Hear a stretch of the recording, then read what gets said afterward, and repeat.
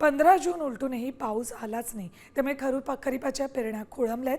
गेल्या वर्षी याच कालावधीत 50% पेरण्या पूर्ण झाल्या होत्या. मात्र यंदा केवळ 2% लागवड झाली.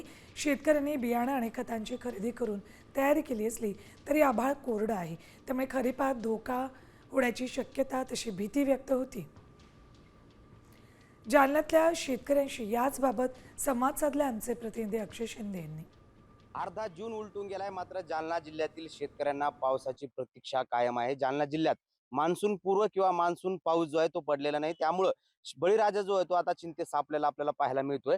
खरं तर खरीप हंगामाची शेती मशागतीची कामं शेतकऱ्यांची पूर्ण झालेली आहे. अशा प्रकारे शेतामध्ये कपाशी लागवडीसाठी शेत जे आहे ते रेडी करण्यात आलेलं आहे. मात्र या शेतकऱ्यांना जी आहे ती पावसाची प्रतीक्षा लागलेली आहे. आज 15 जून उलटून गेलाय, मात्र जिल्ह्यामध्ये पाऊस पडला नाही, त्यामुळं कुठेतरी हा खरीप हंगाम धोक्यात येण्याची शक्यता जी आहे ती आता निर्माण झालेली आहे. जिल्ह्यामध्ये जवळपास 50% पेरणी जी आहे ती पूर्ण झालेली होती. मात्र अद्याप जालना जिल्ह्यामध्ये केवळ 2%च पेरणी जी आहे ती पूर्ण झाल्याची माहिती आहे. त्यामुळे शेती बळीराजा जो आहे तो शेती पूर्व मशागतीचे कामे आटपून आता पावसाच्या प्रतीक्षेत असलेला आपल्याला पाहायला मिळते. अक्षय शिंदे, साम टीव्ही न्यूज, सिंदी काळेगाव, जालना.